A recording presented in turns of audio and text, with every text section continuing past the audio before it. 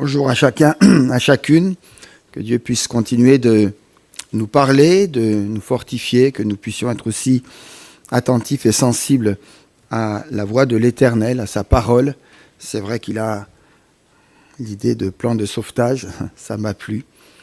Le Seigneur, il a un plan de sauvetage pour notre humanité, pour nos familles, pour notre Église, pour chacun d'entre nous.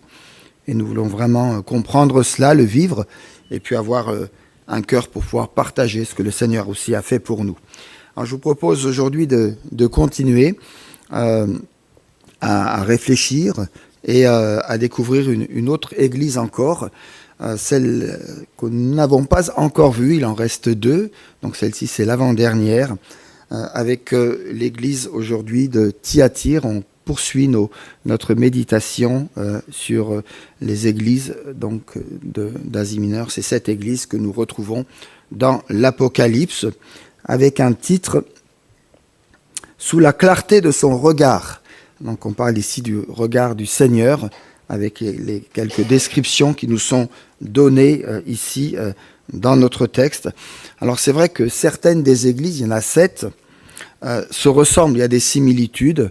On a l'impression parfois de redire ou de revoir plus ou moins les mêmes écueils, les mêmes difficultés. Mais j'allais dire, c'est quand même dans la parole de Dieu, et que je prie pour que vraiment ces repérages, ces relectures puissent nous aider, nous édifier, nous permettre d'avancer en Église, et puis aussi d'être encouragés, puis de voir aussi que il y a des imperfections, il y a des dangers, il y a des vulnérabilités, et le Seigneur veut nous en garder et nous donner aussi tout ce dont nous avons besoin pour pouvoir résister. Alors je vous propose de faire la lecture avec vous. Apocalypse chapitre 2, versets 18 à 29. Donc on parle ici de l'église de Thyatire. Écrit à l'ange de l'église de Thyatire. Voici ce que dit le Fils de Dieu, celui qui a les yeux comme des flammes de feu et dont les pieds sont semblables à du bronze. Je connais tes œuvres, ton amour, ta foi, ton service, ta persévérance et tes dernières œuvres plus nombreuses encore que les premières. Mais ce que j'ai contre toi, c'est que tu laisses la femme Jézabel, qui se dit prophétesse, enseigner et séduire mes serviteurs pour qu'ils se livrent à l'inconduite et qu'ils mangent des viandes sacrifiées aux idoles. Je lui ai donné du temps pour se repentir, mais elle ne veut pas se repentir de son inconduite. Voici, je la jette sur un lit, ainsi que dans une grande tribulation, et ceux qui commettent adultère avec elle, à moins qu'ils ne se repentent de ses œuvres. Je frapperai de mort ses enfants, toutes les églises connaîtront que moi je suis celui qui sonde les reins et les cœurs, et je vous rendrai à chacun selon ses œuvres. Mais à vous, à tous les autres de Thyatire, qui n'ont pas cette doctrine et n'ont pas, comme le disent certains, connu les profondeurs de Satan, je dis, je ne mets pas sur vous un autre fardeau. Seulement, ce que vous avez, tenez-le ferme jusqu'à ce que je vienne. Au vainqueur, à celui qui garde mes œuvres jusqu'à la fin, je donnerai autorité sur les nations. Avec un spectre de fer, il les fera paître comme on brise les vases d'argile, ainsi que j'en ai eu moi-même le pouvoir de mon Père.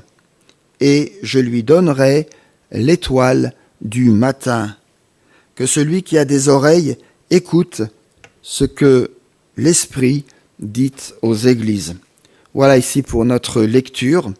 Voilà des textes qui ne sont pas faciles à lire et à comprendre. Il faut les replonger un peu dans l'histoire, dans le contexte, et puis comment les actualiser aujourd'hui. En tout cas, que le Seigneur nous y aide et que nous puissions être, en tout cas, encouragés, et puis garder à l'esprit ce que l'Esprit veut nous dire ce matin. Alors, quelques mots sur le contexte de la ville et de l'Église. La ville de Thyatire se situe sur la route qui descend de Pergame à Sardes. Donc ces églises sont proches l'une de l'autre en fait. Et ses habitants, on le sait, excellaient en particulier dans l'art de la teinture, de teindre des vêtements royaux ou des vêtements sacerdotaux en couleur pourpre. Alors la couleur pourpre, symboliquement dans la Bible, elle a deux utilisations qu'on lui reconnaît. D'abord, dans le sanctuaire de l'Éternel, on le voit sur le voile par exemple, tout le voile était en pourpre, mais encore sur les teintures du tabernacle, sur le rideau d'entrée, le voile qui séparait aussi encore le lieu saint du lieu très saint, et sur les éléments du vêtement du prêtre, cette couleur était véritablement présente et bien visible. Il y a aussi une seconde utilisation.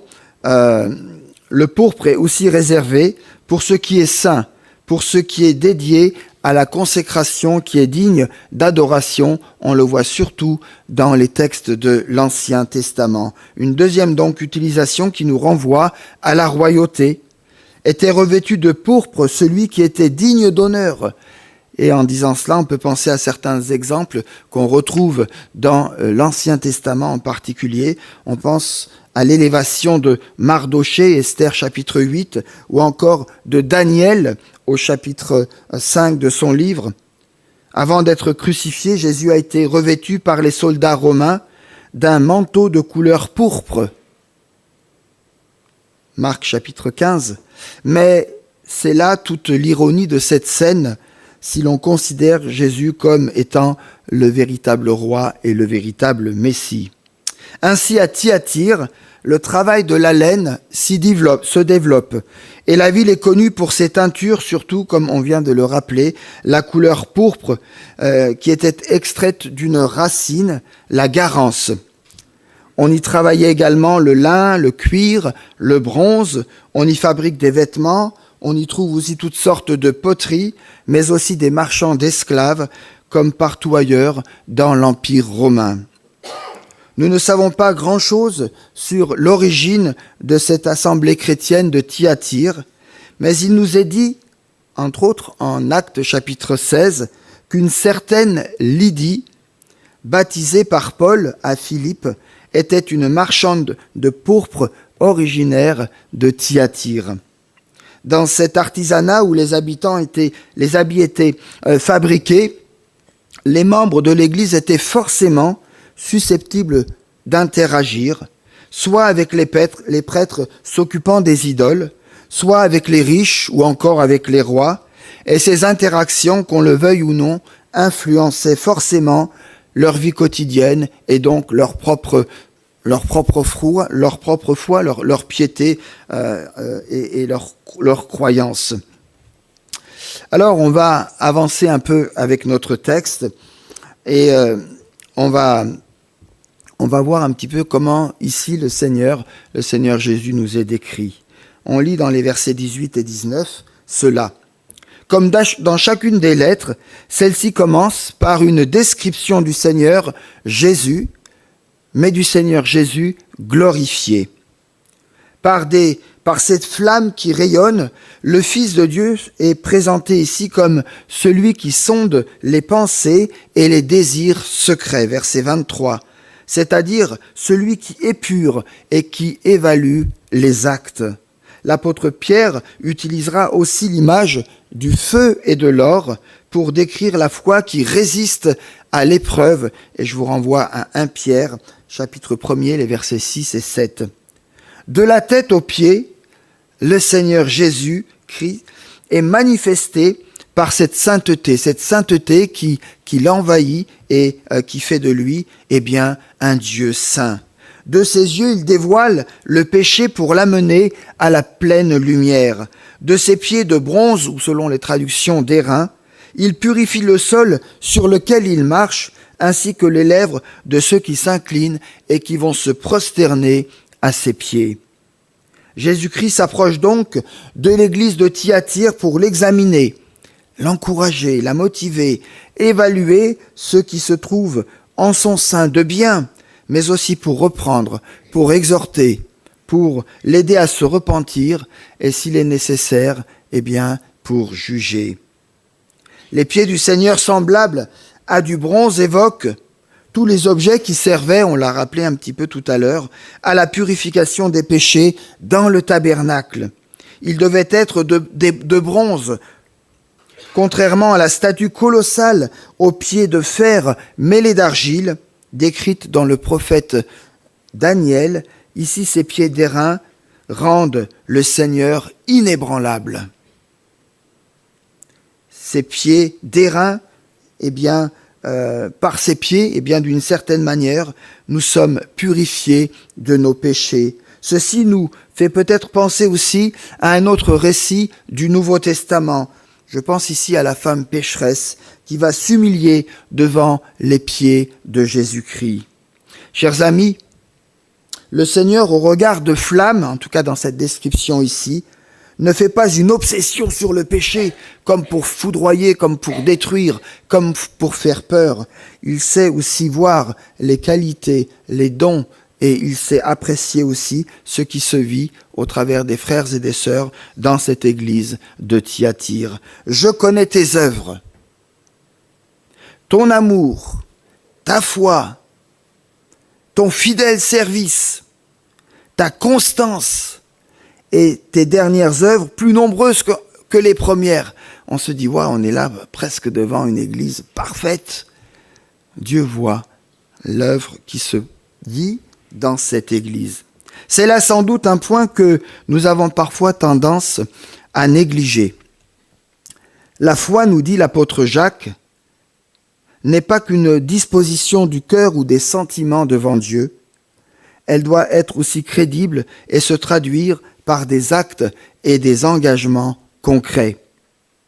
Si nous sommes justifiés devant Dieu par la foi seule, l'Église de Thyatire nous rappelle que ce qui justifie quelque part notre foi devant les hommes, devant ceux qui nous voient et devant qui nous voulons rendre témoignage, ce sont aussi nos œuvres que le Seigneur a préparées d'avance. Et on connaît bien ce texte d'Éphésiens 2:10, car nous sommes son ouvrage ayant été créés en Jésus-Christ pour de bonnes œuvres que Dieu a préparées d'avance afin que nous puissions les pratiquer. C'est là un des aspects du vrai christianisme qui doit être vécu et que l'Église de Thyatire a su conserver malgré les erreurs dont elle est infestée. Alors qu'est-ce qui se passe dans cette église? Qu'est-ce qu'il y a à l'intérieur de cette église? Parce qu'on voit à l'extérieur qui peut-être est beau, rayonnant, mais qu'est-ce qui se passe une fois qu'on a franchi la grande ou la petite porte et qu'on est dans la salle du culte? Il est question ici de Jézabel et de ses adeptes, versets 20 à 23. « Je connais tes œuvres ». Jésus est présenté comme celui qui connaît le combat de cette petite église, qui reste fidèle dans l'amour, dans la foi, dans le service, dans la persévérance. Ces 4 vertus résument bien ce que devrait être la vie chrétienne normale, n'est-ce pas? Mais le grand reproche qui est fait dans cette église de Thyatire n'est pas tant d'avoir Jézabel assis quelque part sur les bancs de l'église, mais de la laisser enseigner et séduire les véritables chrétiens nés de nouveau et qui sont membres de l'église de Thyatire. On revient et on redit un peu ce qu'on a déjà vu précédemment. La prostitution et les viandes sacrifiées aux idoles se trouvaient déjà dans la pratique des Nicolaïtes dans l'église de Pergame, on l'a vu récemment, Apocalypse 2,14. L'ange de cette église avait associé d'ailleurs ses dérives à Baal. Jézabel, ici donc, est probablement un surnom qui est donné, car cette femme faisait penser à une autre Jézabel, à la Jézabel de l'Ancien Testament. Vous savez, la femme du roi Akab, qui entra et entraîna Israël dans l'idolâtrie et l'immoralité la plus abjecte. Si Akab, son mari, apparaît dans nos textes bibliques et dans le récit biblique comme un homme mou, immature, facilement manipulable, Jézabel, elle, exercera une forte autorité maléfique sur son mari mais pas que, sur tout le peuple, et restera une séductrice acharnée jusqu'à la fin de sa vie. Et on peut le voir dans les textes. Je vous renvoie à 1 Roi chapitre 16 ou encore 1 Roi chapitre 21. Ainsi, la Jézabel de Thyatire s'était autoproclamée prophétesse en usurpant le rôle de porte-parole de Dieu pour détourner les serviteurs et les chrétiens de leur véritable adoration. Frères et sœurs, est-ce que nous avons quelque chose de similaire dans nos vies, dans nos cœurs, dans l'Église, qui nous empêche aujourd'hui de vivre une pleine et une véritable, non pas vocation, mais adoration? Est-ce qu'il y a des choses qui nous retiennent? Ça nous interpelle. On ne peut pas simplement écouter et puis essayer d'apporter un commentaire sur une Église qu'on n'a pas connue et qui est citée dans la parole de Dieu. On est interpellé. Petite remarque au passage. Le Nouveau Testament n'est pas contre les femmes prophétesses en soi. Le livre des Actes des Apôtres dit par exemple que les 4 filles de l'apôtre Philippe prophétisaient à Césarée. Je vous renvoie à Actes chapitre 21. Ce qui est reproché ici, c'est qu'une certaine femme, Jézabel, égare les chrétiens par ses prophéties au lieu de les affermir et de les maintenir dans les voies du Seigneur. Voyez-vous, ce n'est pas d'abord dans les membres de l'Église que se trouve le mal qui la corrompt, mais, j'ai envie de dire, dans leurs conducteurs, dans les instances qui ont la charge de lui prodiguer l'enseignement qu'elle doit suivre. Laisser libre cours au mal et s'en rendre complice, c'est ce qui est condamnable ici. Ce verset 20 souligne la responsabilité de ceux qui exercent un ministère, qui ont un don particulier, car il peut être utilisé soit pour édifier, soit pour égarer. Et l'épître de Jacques nous dit également, « Ne soyez pas nombreux à vouloir être des docteurs, des enseignants, mes frères, car vous savez que nous subirons un jugement plus sévère. » Frères et sœurs, priez pour vos conducteurs spirituels, ils en ont tant besoin. Pour éviter une telle déviation, l'Église doit veiller sur la doctrine de l'Évangile dans toute sa pureté, et ceci est un combat incessant qu'il nous faut appliquer sans relâche, pas que pour cette Église qui en avait grandement besoin, mais pour toutes les Églises aujourd'hui. Il y a un temps de grâce, et c'est ce que nous voyons ici à partir du verset 21. Et c'est le Seigneur qui parle. « Je lui ai donné du temps pour se repentir, mais elle ne veut pas se repentir de son inconduite. » Ça, c'est grave. Ça, c'est très grave. C'est ici le temps favorable, le temps de la repentance. Le temps peut suffire, vous savez, pour amener à la repentance, pourvu qu'on sache la mettre à profit, réfléchir, écouter, nous laisser saisir par la parole de Dieu. Mais que fait-on souvent du temps que Dieu nous donne? Que fait-on de ce temps-là? Souvent, ou parfois, je ne sais pas, nous avons tendance quand même à le négliger, ou peut-être même à le gaspiller, ou à le mettre ici ou là de côté. Nous retrouvons dans ce verset le thème, quelque part, de la patience de Dieu. La patience de Dieu qui est évoquée par ailleurs dans la première épître de Pierre. Dieu n'arrête pas les méchants. Si Dieu n'arrête pas les méchants, on le voit dans d'autres textes, ce n'est pas par passivité ou parce qu'il a oublié ou parce qu'il a décidé que, mais c'est pour leur donner du temps pour changer de comportement, pour se tourner vers Dieu, vers ce Dieu de toute grâce, de toute consolation, de tout pardon, de toute transformation. Lui qui ne veut pas que le méchant meure, mais qui est prêt à pardonner, à condition, toutefois, qu'on se repente. Ainsi, pour les pécheurs, de tous les temps, de tous les siècles, il y a un temps de patience donné par Dieu pour se repentir. Après ce temps, viendra un autre temps.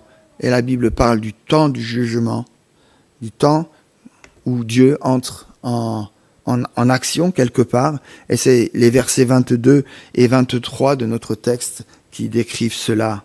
Mais la Jézabel de Thyatire ne se repent pas, ne se repentira pas. Et j'aimais dans les prières tout à l'heure réentendre un petit bout de ce beau psaume 51. On aurait bien voulu que la Jézabel de Thyatire récite ou redise sous l'inspiration de l'esprit avec un cœur contrit et brisé cette partie du psaume 51. Mais il n'en sera rien. Elle ne se repentira pas. Elle ne reviendra pas de ses prétentions ni de ses erreurs. Comme dans l'église de Corinthe, le Seigneur va donc exercer ses jugements contre ceux qui ne se sont pas jugés eux-mêmes. De la fausse prophétesse et de ses disciples, le Seigneur veut faire un exemple pour toutes les autres églises. Il veut qu'on sache qu'une église ne peut négliger la sainteté de Dieu sans subir de graves conséquences. Par ses compromis, Jézabel pensait peut-être échapper à la persécution qui sévissait contre les chrétiens fidèles, mais elle ne pourra pas échapper à la tribulation envoyée contre elle par le Seigneur. Le lit de volupté et d'adultère va devenir le lit de souffrance et de détresse pour Jézabel comme pour tous ses adeptes. Une manière ici d'évoquer la maladie, puisque la suite du texte nous précise qu'elle connaîtra une grande souffrance. Le jugement prononcé est très fort et nous montre à quel point le Seigneur a en horreur le mal ici et les fautes qui sont commises. Christ se présente ici comme le juge de son Église et c'est par le peuple de Dieu que le jugement commence. À Thyatire, la fausse prophétesse est membre de l'Église et le problème a donc été suscité de l'intérieur. Il semble qu'une partie d'ailleurs des membres de l'Église de Thyatire a été entraînée par cette femme, certains étant dans la confusion sous son influence, d'autres étant devenus malheureusement ses disciples. Mais un espoir subsiste. Dieu, dans sa grâce, offre encore l'issue salutaire de la repentance. Lui qui sonde les cœurs et les reins, sonde aussi nos œuvres, et il sait discerner en nous nos véritables motivations, d'avec la complaisance à demeurer ou à persévérer dans le mal. À moins qu'ils ne se repentent de leurs œuvres, nous dit le texte biblique. C'est bien de leurs œuvres qu'il s'agit, et non de leur réputation ou de leur confession de foi, ou encore de leur profession de piété. Un constat à rappeler ici, c'est que la possibilité de repentance existe toujours. La possibilité de repentance existe toujours, même dans des situations pratiquement désespérées. Je ne sais pas où vous vous situez par rapport à cela, mais il y a repentance, il y a possibilité. Les choses qui sont impossibles aux hommes deviennent et sont possibles pour le Seigneur. Dieu est prêt à guérir, Dieu est prêt à relever, Dieu est prêt à changer le mal en bien. Comme à Thyatire d'ailleurs, on voit ces exemples de repentance et dans les autres églises aussi de l'Apocalypse.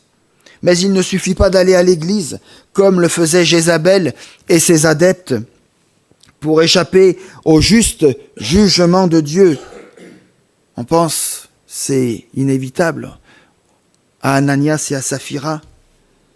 Et ils en sont malheureusement de tristes exemples qui vont marquer les autres églises et qui va rappeler la nécessité du respect et de la crainte de Dieu et du refus de tout compromis.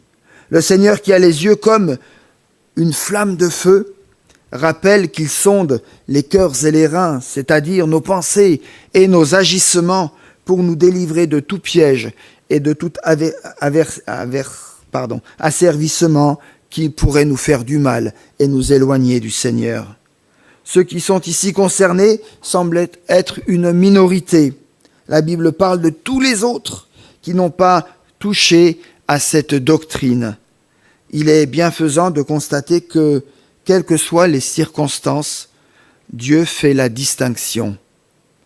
et n'inflige pas la correction à la légère. On ne trouve en lui aucune injustice. Seuls sont sanctionnés ici les vrais coupables.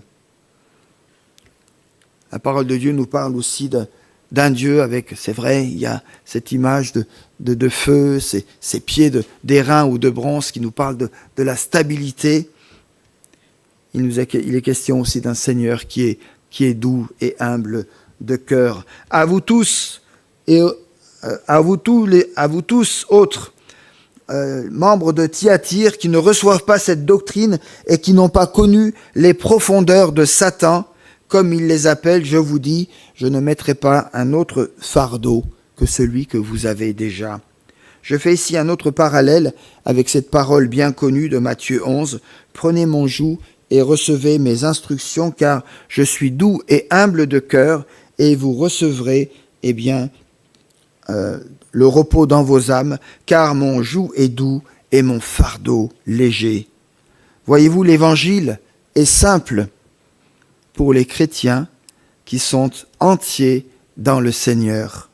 C'est le compromis, quelle que soit sa forme, sa couleur, c'est le compromis qui rend l'évangile pesant et difficile. Les profondeurs de Satan que mentionne ici Jésus consistent en une forme de savoir, de connaissance, qui était ici, en tout cas dans notre texte, réservé aux initiés de la secte, conduits par la nouvelle Jézabel. Elle enseignait qu'on peut se plonger dans toutes sortes de péchés de la chair et en sortir indemne, c'est-à-dire sans que ça puisse nous nuire à notre âme, nuire à notre esprit, nuire à notre communion avec le Seigneur. Pourtant, nous lisons cet autre texte dans le prophète Ésaïe au chapitre 5 et au verset 20 et 21. Malheur à ceux qui appellent le mal bien et le bien mal, qui changent les ténèbres en lumière et la lumière en ténèbres, qui changent l'amertume en douceur et la douceur en amertume. Malheur à ceux qui sont sages à leurs propres yeux et qui croient être intelligents. Chers amis, le véritable christianisme n'est pas une religion cachée, une religion à mystère qui demande des rites d'initiation tels les sectes qui font allusion à ces profondeurs et qui n'ont dans leur dimension qu'une imagination troublée ou excitée ou dérangée par le diable. Le véritable évangile, c'est celui qui vient de Dieu et qui nous transforme, qui nous transporte dans sa présence et nous fait vivre pour que chaque jour nous puissions être touchés par son amour et être transformés jusqu'à lui ressembler.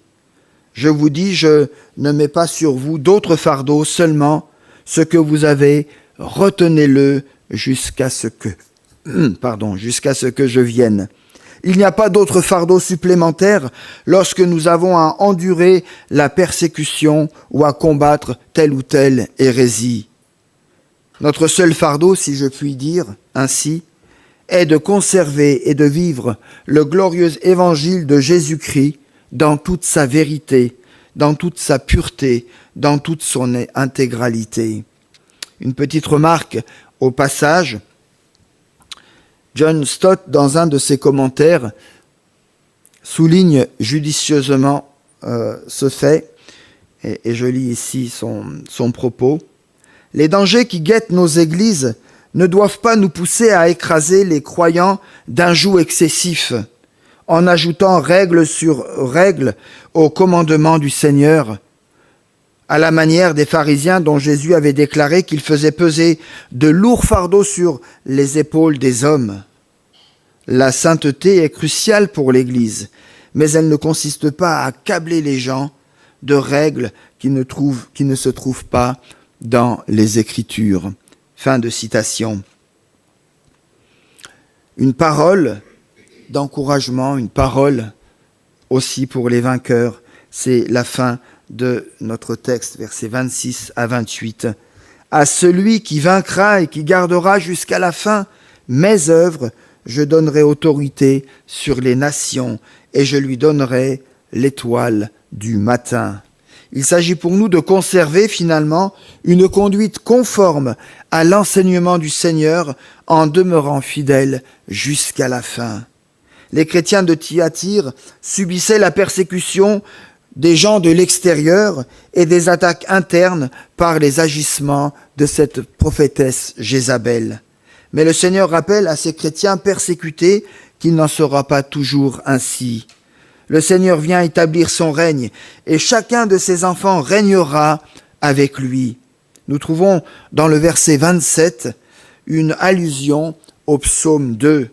Ce psaume est précieux pour les chrétiens qui affrontent aujourd'hui la persécution.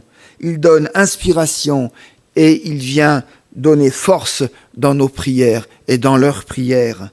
C'est ce psaume qui a été d'ailleurs cité en Actes chapitre 4, versets 25 et suivants, et que l'apôtre Pierre va reprendre pour encourager ses frères à persévérer dans leur foi, malgré l'interdiction formelle que Pierre et Jean venaient de recevoir du Sanhédrin de ne plus témoigner, de ne plus parler du Christ. Soyons nous-mêmes encouragés aujourd'hui dans notre témoignage auprès des autres, mais aussi dans notre assurance dans le Seigneur qui nous donne force et courage par la puissance de son esprit. 2 promesses qui sont faites au vainqueur. À celui qui gardera les œuvres de Dieu, il lui sera donné autorité sur les nations. On ne va pas rentrer ici dans les profondeurs ou essayer d'expliquer, mais c'est quoi exactement? Ce n'est pas le plus important, me semble-t-il. Ce qui est important de dire, c'est que Jésus-Christ est le maître des nations.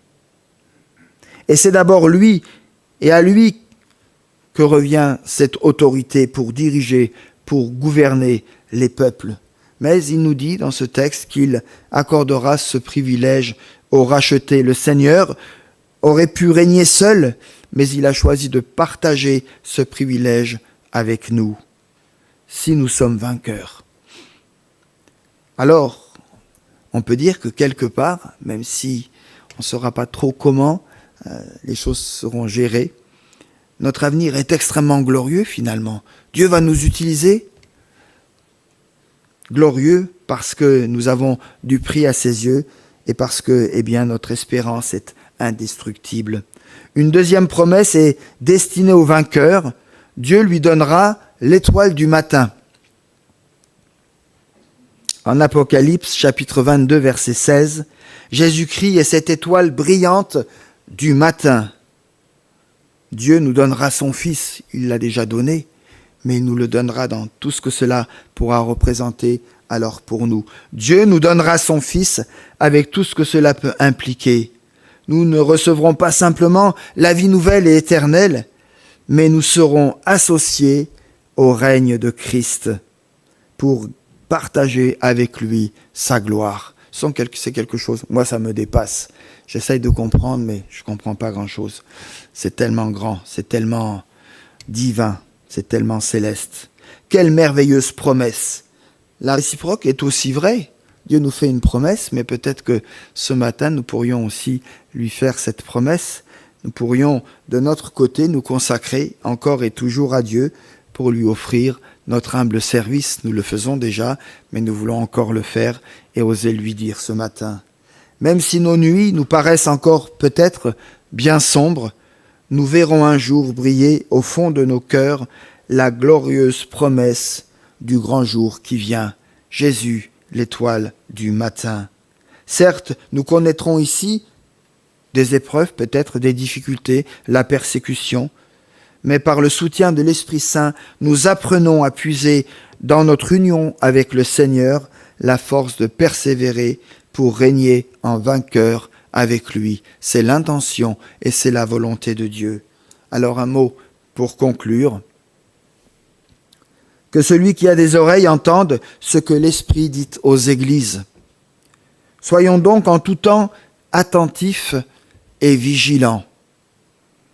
Dieu n'abandonne jamais ses enfants dans la tourmente de ce monde.